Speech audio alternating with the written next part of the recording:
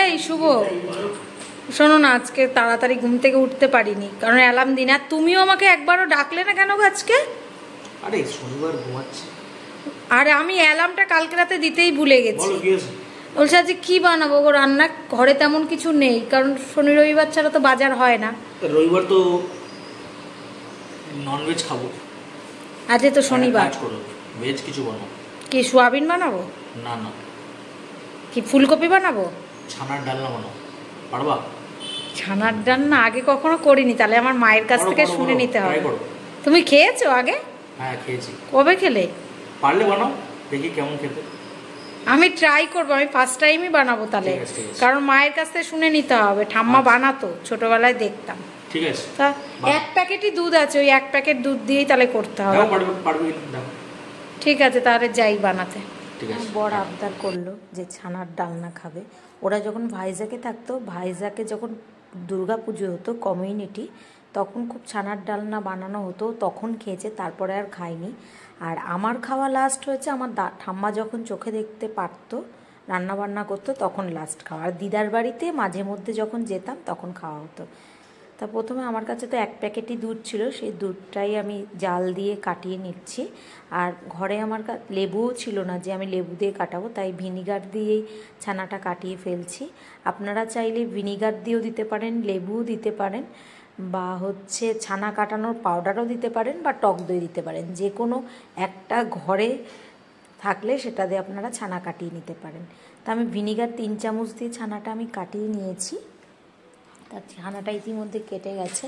তারপরে একটা সাদা কাপড়ের মধ্যে ছানাটা ছেঁকে নিচ্ছি ভালো করে। মা বলেছিল যে ভালো করে ছেঁকে নিতে, যাতে জল না থাকে ছানার মধ্যে। তা আমি ভালো করে সাদা কাপড়ের মধ্যে অল্প অল্প করে ছানা কাটিয়ে নিচ্ছি। মানে ভয় ভয় লাগছে, ফার্স্ট টাইম করছি তো, তাও চেষ্টা করছি। তো প্রথমে ভালো করে ছানার থেকে জল বার করে নিচ্ছি। পুরো ছানাটা দিয়ে জল ভালো করে বার করে নেওয়া হয়ে গেছে আমার।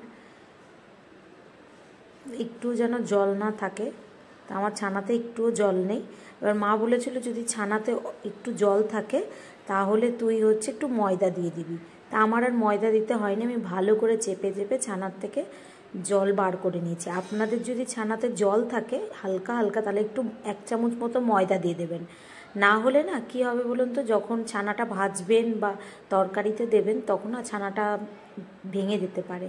তা প্রথমে দিয়ে দিলাম নুন, তারপরে দিয়ে দিলাম জিরের গুঁড়ো, তারপরে দিয়ে দিলাম আদা বাটা, তারপরে দিয়ে দিলাম লঙ্কা বাটা,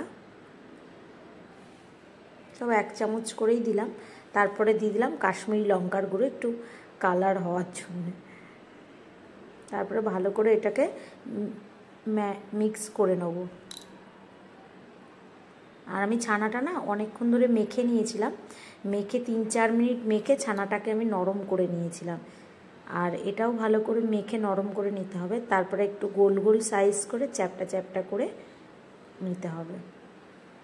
আমি গোল গোল, আমার যেহেতু একটা প্যাকেটই দুধ ছিল, তো আমার বেশি ছানার বড়া হয়নি, এই কটাই হয়েছে। আমার এই এক বেলার মতো হয়ে যাবে আমাদের। তারপর কড়াইতে দিয়ে দিলাম তেল, তারপরে একে একে ছানাগুলো ভাজতে শুরু করে দিলাম। ছানার বড়াটা ভালো করে লাল লাল করে আমি ভেজে নেব।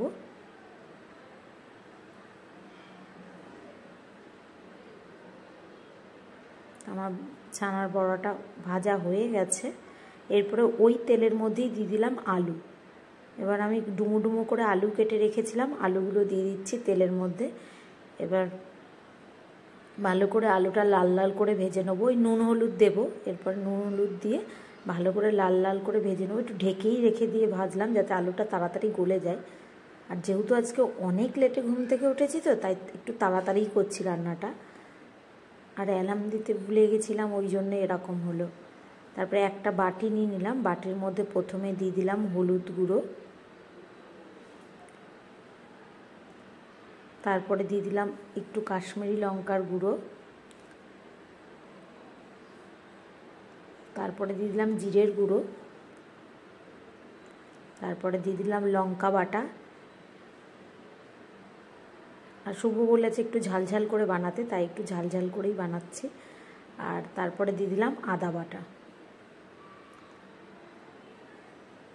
তারপর একটু জল দিয়ে, আদা বাটা 2 চামচই দিলাম, একটু জল দিয়ে ভালো করে মশলাটা চামচের সাহায্যে মিক্স করে নেব। মা যেভাবে যেভাবে বলেছে আমি সেভাবেই করেছি। আমার দিদা এইভাবে বানাতো, তা মা সেভাবেই শিখেছিল, তা মা আবার আমার কাছে শেয়ার করলো। তারপরে ওই আলু ভাজার যে তেলটা আছে, তেলের মধ্যে দিয়ে দিলাম জিরে ফোড়ন, তারপরে দিয়ে দিলাম দারচিনি আর এলাচ, 3টে এলাচ দিয়েছি আর 2টো দারচিনি। তারপরে দিয়ে দিলাম তেজপাতা, তারপরে দিয়ে দিলাম 1 চিমটি মতো হিং। এবার ভালো করে ফোড়নটা নাড়িয়ে নিচ্ছি যতক্ষণ একটা সুন্দর গন্ধ বেরোয়।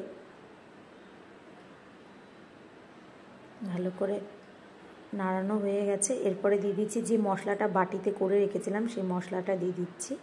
আর মশলার বাটিটা ধুয়ে একটু জল দিয়ে দিচ্ছি, কারণ মশলাটা লেগে রয়েছে বাটির মধ্যে এখনো।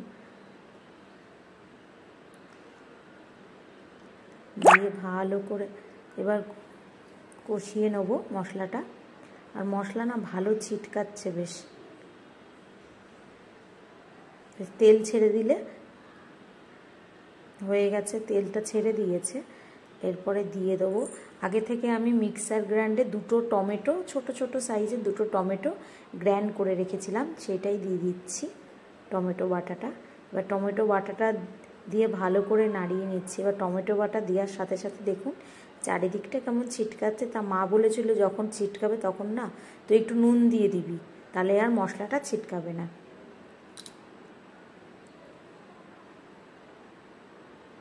তারপর ভালো করে নাড়িয়ে নিচ্ছি।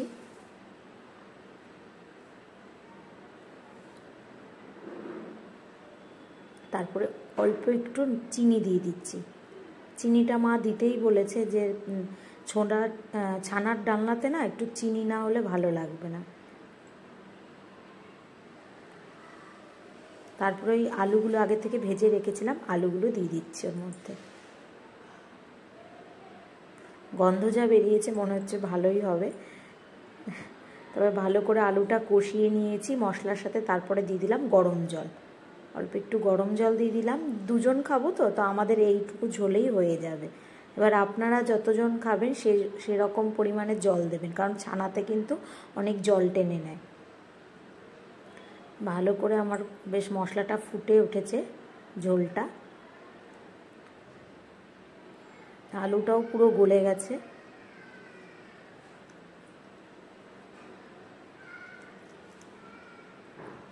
তারপরে দিয়ে দিলাম ওই আগে থেকে যে ছানার বড়াগুলো ভাজা ছিল, সেই বড়াগুলো দিয়ে দিচ্ছি। আর ভালোবাসার মানুষ যেটা আবদার করে না, সেটা না বানাতে পারলে না খুব খারাপ লাগে। তার জন্য শুভঙ্কর যেটাই বলে আমাকে বানাতে, আমি সেটাই বানিয়ে দেওয়ার চেষ্টা করি।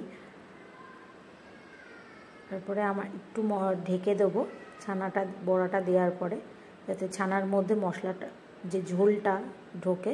তা আমার হয়ে গেছে। আর আমি ওই দিকটায় না ভাত বসিয়ে দিয়েছি, গরম গরম ভাত। তারপরে দিয়ে দিলাম গরম মশলার গুঁড়ো। আপনারা চাইলে ঘিও দিতে পারেন, আমার কাছে ঘিটা ছিল না তাই আমি গরম মশলার গুঁড়ো দিলাম। তা আমার হয়ে গেল ছানার ডালনা। তা আমার এই রান্নার ভিডিওটা কেমন লাগলো সেটা অবশ্যই কমেন্ট করে জানাবেন। কি গো, তুমি তো আমি আসার আগে ভাত মেখে খাওয়া শুরু করে দিয়েছো, খিদে পেয়ে গেছিল না? ভালো হয়েছে, অন্যরকম টেস্ট।